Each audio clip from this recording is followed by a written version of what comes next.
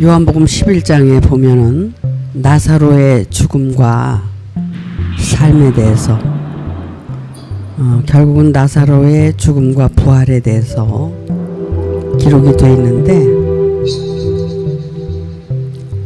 예수님께서 지난주에 제가 여러분에게 말씀드린 하늘의 밀이 땅에 떨어져서 죽지 않으면 열매 맺을 수 없다는 말씀을 드렸습니다.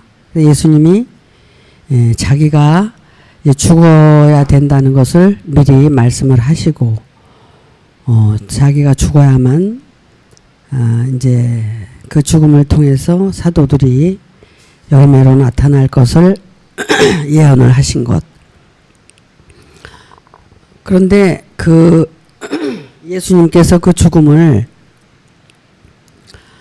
말씀하신 것은 결국은 예수가 죽지 않으면 제자들이 살아날 수 없다. 그래서 하나님의 영광은 예수님이지만 예수님의 영광은 제자들이었다는 것을 여러분에게 말씀을 드렸고, 현실적인 문제로 우리 교회가 결국은 제가 죽지 않으면 여러분들이 열매로 나타날 수가 없고, 또 죽어야 그것이 여러분들이 살아남으로 인해서 저의 영광이 되는 그런 그 성경적인 근거를 통해서 말씀을 드렸습니다. 이제 그러다 보니까 그럼 왜 예수님이 그렇게 죽을 수밖에 없었고 죽어야만 되나, 이런 것들을 생각하다 보니까 또 다시 요한복음 11장을 이제 보다가 나사로의 문제를 생각하게 된 겁니다. 나사로는 베다니 지역에 사는 마르다와 마리아의 형제예요. 그래서 마리아와 마르다에 대해서도 참 그 예수님께서 좋은 말씀을 해주셨지만, 특히 이제 그 나사로가 병이 들어서 고통하고 있을 때 예수님을 이제 만나서 그 자매들이 예수님한테 우리 오빠가 많이 아프다, 이런 얘기를 하게 된 겁니다. 그래서 이제 예수님께서 그 베다니를 이제 떠나려고 하다가 이틀을 거기서 더 유하고 묵으면서 나사로를 이제 관망하게 된 거죠.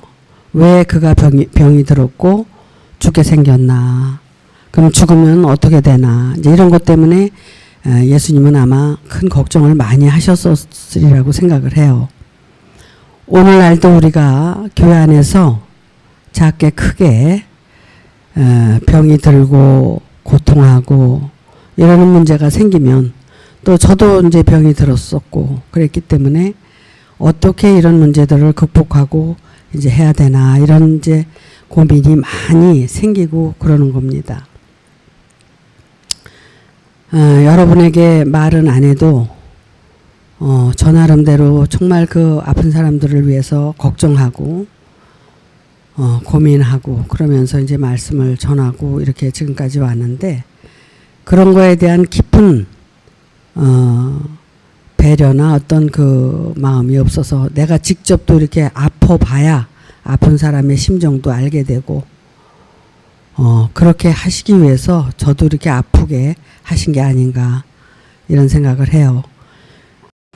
나사로가 병이 들고 죽게 생겨서 그 자매가 예수님한테 아유 우리 오라버니가 이렇게 아프고 그런데 예수님이 여길 떠나지 않고 계속 계셨으면 우리 오라버니가 안 아팠든지 아니면 그 아픈 게 낫든지 그랬을 텐데 지금 이렇게 고통을 하고 있으니 이제 예수님을 원망하는 거죠.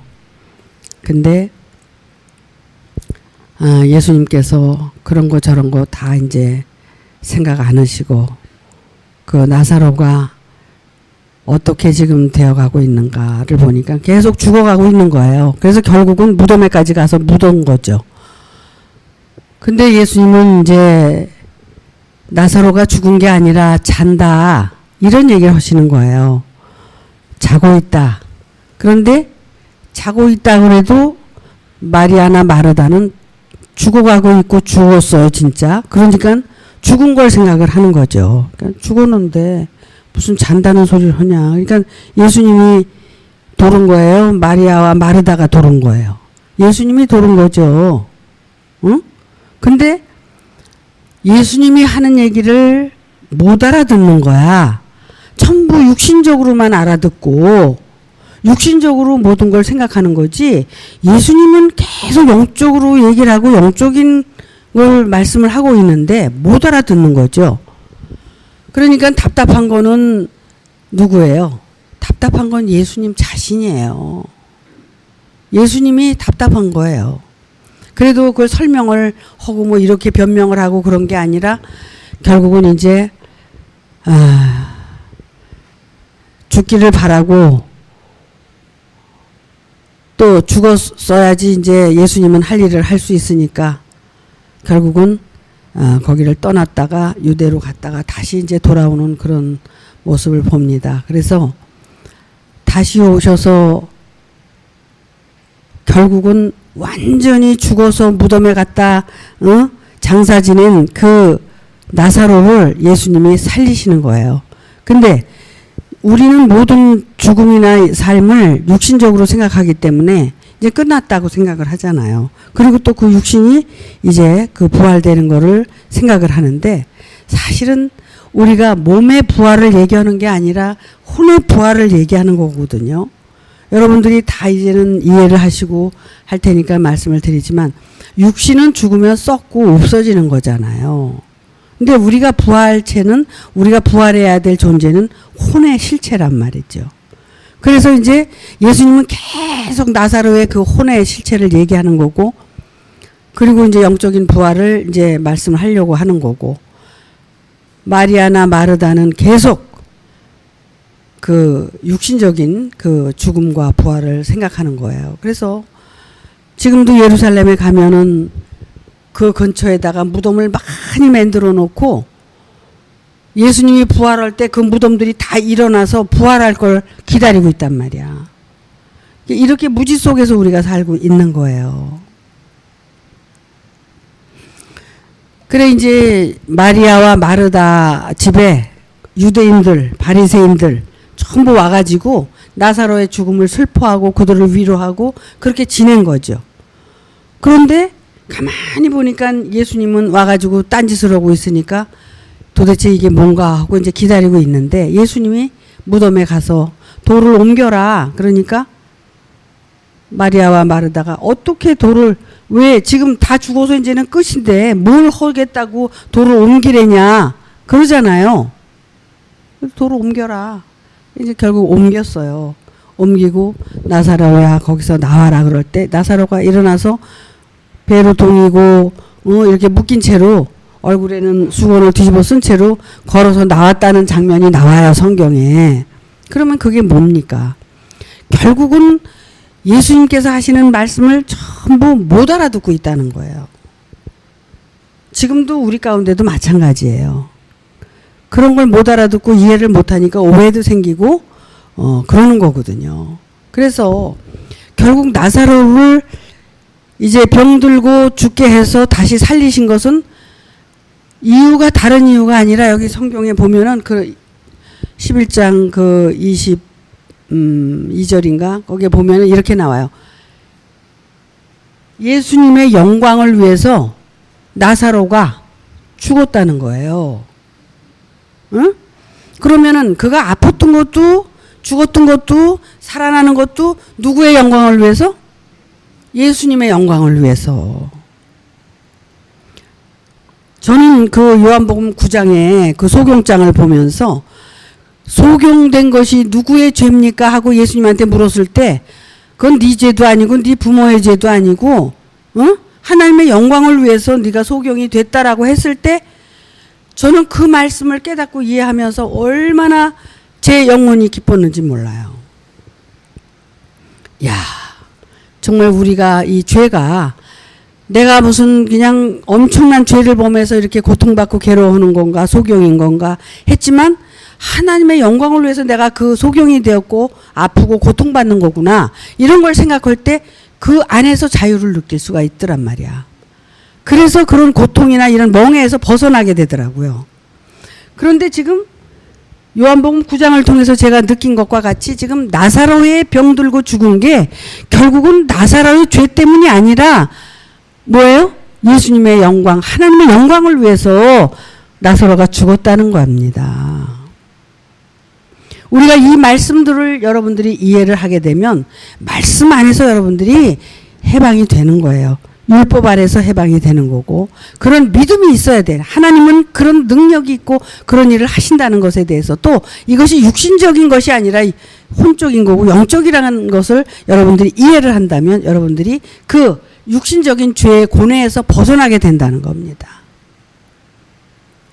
우리는 이미 죄가 있기 때문에 이 세상에 태어난 거고, 그 죄의 문제를 해결하기 위해서 우리는 하나님께서 이렇게 신앙생활을 하도록 인도하신 거예요. 그러니까 그 부분에 대해서 우리는 이미 알고 있다는 거야. 그러니까 그것보다도 더 한 발자국 나아가서 우리의 영혼이 정말 구원받아야 될 그런 것들이 어떻게, 결국은 이런 모든 고통과 괴로움이 내 죄보다도 하나님께서 영광을 받으시기 위해서, 하나님이 보낸 자 예수가 영광을 받기 위해서, 더 나아가서든 제자들이 그렇게 영광을 받기 위해서 이런 모든 고난과 핍박과 고통이 있다는 거에 대해서 우리는 이해를 할 줄 알아야 된다는 겁니다. 그래서 나사로가 죽은 것이 단지 나사로가 어떤 그 죄 때문에 죽은 것이 아니라 바로 나사로의 그 죽음을 통해서, 또 그가 이렇게 살아남을 통해서 예수님이 그 표적을 보시는 거잖아요. 행하시는 거잖아요. 예를 들어서 가나 혼인잔치에서 표적을 행했듯이 계속 이 모든 것이 표적이거든요. 그 표적 때문에 유대인들이 예수를 죽이려고 그러는 거고 죽어야 되는 거예요. 이제 그 표적 안에서 이제 그것이 예수가 한 것이 아니라 하나님이 하신 거라는 것을 그 부활의 체험을 경험함으로써 이제 알게 되는 거죠. 그래서 나사로가 병들고 죽은 것은 병들고 죽어서 아주 죽는 것이 아니라 병들고 그 죽음을 통해서 다시 살아나는 부활의 생명을 이제 알려주기 위한 하나님의 역사라는 겁니다. 그렇다면 우리가 고통받고 병들고 괴로움을 당하는 사람들은 우리가 옛날에 과거의 신앙에서는 손가락질했죠. 아유 무슨 죄를 져서 저렇게 고통받고 병들고 저렇게 힘들어 이랬지만 우리는 그래서 안 된다는 거예요. 우리는 그가 깨닫고 그 고통을 통해서 변화되기만을 위해서 기도해 줘야 되고 그렇게 되어져 가야 된다는 겁니다. 그래야지 우리 이 말씀을 가지고 가는 사람들의 그 변화된 모습을 하나님이 받으시고 우리는 그 받으시는 그 영광을 통해서 기쁨으로 우리는 신앙생활을 할 수 있게 된다는 겁니다. 그것이 어떤 거냐? 변화. 왜? 우리가 고뇌받지 않고 고통받지 않고 힘들지 않으면 어떻게 우리가 깨달아요? 자기 존재를 어떻게 발견해요? 고난이 있기 때문에 자기 존재를 볼 수 있는 거거든요. 고통 없이 자기 존재를 본다? 이거 다 거짓말이에요. 고통이 아직도 없으면 고통이 올 것을 기다리는 거예요. 여러분, 잔치집에 가지 말고 장사집에 가라 그랬죠? 왜 그런 말씀을 하셨을까? 만사가 다 때가 있는 거예요. 개인에게, 누구에게나 때가 있는 거예요. 어떤 사람은 지금 즐겁고 기쁘지만 말씀 때문에, 어떤 사람은 지금 이 말씀 때문에 고통하고 있어요. 어떤 사람은 육신적으로 고통을 받고 있지만 어떤 사람은 지금 굉장히 건강해요. 그러면 건강한 게 전부 다냐? 아니에요. 건강하다가도 언젠가는 아플 수도 있는 거예요. 또 아픈 사람이 항상 아픈가요? 언젠가는 그 아픈 사람이 건강할 때도 있는 거예요. 우리는 이런 그 어떤 뭐라 그럴까 표적과 이적 이런 것들을 통해서 하나님의 역사하심과 하나님의 살아계심을 우리는 느낄 줄 알아야 된다는 겁니다. 우리가 병들고 이 세상에 정말 태어나서 잘 성장하다가 병들고 이제 우리가 죽게 되는 거잖아요. 그런데 이제 죽을 때가 가까웠는데 병이 안 들면 이상한 거라고 내가 맨날 노래했잖아요. 그러니까 그거 그대로 말대로 이렇게 병이 들은 거죠. 이제 늙었다는 증거를 표를 내놓으라고. 하지만 이것을 잘 견디고 이겨서 여러분들과 함께 또 이 길을 걸어갈 수 있다는 그런 어떤 소망이나 희망을 가지고 제가 열심히 이렇게 살아가고 있습니다. 그래서 나사로의 그 병들고 죽고 다시 살아나고 한 것이 이것이 나사로 얘기가 아니라 우리들 얘기라는 거야. 우리들이 나사로와 같이. 근데 그 병들고 이제 그 죽고 부활한 게 이게 육신적인 거지만 그 육신적인 것을 표면적으로 보여주면서 나사로의 그 혼적인 그 병들었을 때와 또 죽었을 때와 다시 살아났을 때를 말씀을 하시는 게 나사로 얘기가 아니라 우리들의 얘기라는 거예요. 그렇다면 우리들이 지금 현재 이 말씀을 들고 이 길을 걸어가면서 이런 체험과 경험을 하실 거라고 봐요. 근데 이런 체험과 경험을 통해서 정말 유대인처럼 바리새인처럼 그들을 시기하고 질투해서 또 그들을 십자가에 못 박기 위해서 이렇게 하는 존재들도 있다는 겁니다. 그것이 그때 상황이 아니라 오늘날 상황도 똑같다는 거예요. 이런 것들을 여러분들이 잘 감지를 하고 결국은 내가 내 속에서 나를 꼬이고 이제 그런 나를 죽이는 역할도 하지만 타인이 또 나를 그렇게 죽이는 역할도 할 수 있거든요.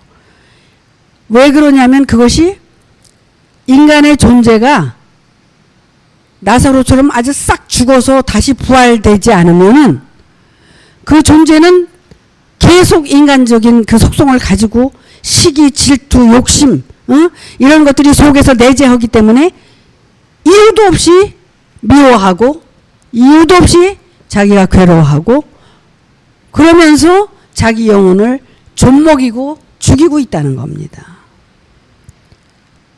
우리는 절대 그래서는 안 된다는 겁니다. 내 속에서 나를 미혹하는 그 존재를 빨리 발견하고 그 존재와 타협하지 말고 말씀 앞에 나와서 계속 변화를 받아가야 된다는 겁니다. 그리고 우리는 절대로 입찬소리 하면 안 돼요. 5분 후에 10분 후에 한 달 후에 1년 후에 일도 모르는 거예요. 그러니까 절대로 입찬소리 하지 말고 자기 존재에 대해서 확실히 분명히 보고 자기 존재만을 바라보면서 하나님의 은혜를 잘 펼쳐서 우리는 여기서 정말 부활의 생명을 맛보는 그런 놀라운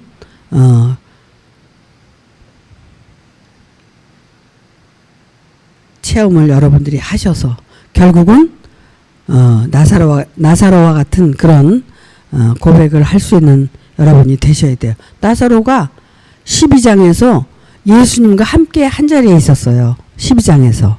그러니까 그들의 그런 표적을 가지고 유대인들이나 바리새인들이 죽이려고 계속 하는 거예요. 그렇기 때문에 결국 죽음을 예언을 했고 결국은 그 모든 것들이 하나님의 뜻이라는 것을 고백을 하는 그 예수님의 장면을 우리가 볼 수 있어요. 예수님이 그러죠. 나는 부활이요 생명이다. 그러니까 예수님이 너희가 살아서 믿는 자는 죽어도 살겠고 또 죽어서 영원히 살리라 이런 말씀을 하셨어요. 그러니까 예수님이 자기 자신이 부활이요 생명이라는 얘기를 왜 했냐면 예수님 자신은 결국 죽어도 살 수 있는 사람이라는 것을 말씀하신 거거든요. 그러니까 여러분들이 예수를 믿는 그 믿음 안에서 모두가 그렇게 죽은 자 가운데서 다 부활할 존재들이라는 것을 말씀을 하고 있는 거예요. 아무튼 여러분에게 얼만큼 설명이 됐고 이해가 됐는지는 모르지만 죽지 않으면 절대로 살 수가 없다는 것. 이 나사로 사건을 봐도 그렇잖아요. 죽지 않으면 절대로 살 수가 없다는 거예요. 근데 그 죽는 게 어떤 그 육신의 죽음을 얘기하는 게 아니라니까. 우리의 영혼이 정말 자기를 부인하고 모든 것을 내려놓는 것. 정말 애굽에서 가지고 있었던 그 표적과 이적과 같은 그런 신앙을 버리기가 얼마나 어려워요. 하지만 그건 다 홍해 바다 속에 집어넣고 버려야 이 말씀 안에서 훈련을 받을 수 있는 거거든요. 그런데도 그거를 버리지 못해서 수십 년 동안 말씀을 들어도 변화되지 않는 그런 자신에 대해서 얼마나 탄식하고 고민을 합니까? 정말 그건 다 버리고 죽어야 되는 거예요. 그러니까 죽는 게 어떤 육신이 죽는 게 아니라 그런 인간의 고정관념이나 자기의 어떤 잘남이나 교만함이나 그런 잘못된 신앙관이나 이 모든 것들이 다 버려져야 되는 게 홍해 바다에 아주 수장을 해야지만 내가 광야에 나와서 훈련을 받을 수 있는 거죠. 광야에 나왔다 그래도 애굽을 돌아보고 애굽으로 돌아가는 사람들 많아요. 그러니까 여러분들이 정말 오늘 제가 나사로의 얘기를 한 거에 대해서 많이 생각을 하시고 정말 죽음이라는 것, 물론 육신적으로도 이제 그 죽는 흉내는 내야 되겠죠. 그래야지만이 진짜 이제 혼이 부인이 되고 죽어질 수 있다는 것에 대해서 여러분들이 생각을 많이 하셔야 됩니다. 뭐 조금 흉내내 가지고 되는 일이 아니에요. 이것은 하나님은 얼마나 정확하신지 그분 자체가 진실이기 때문에 여러분들이 흉내내 가지고 이 길을 간다고 그거는 어불성설입니다. 진심으로 여러분들이 가주시길 바랍니다. 마치겠습니다.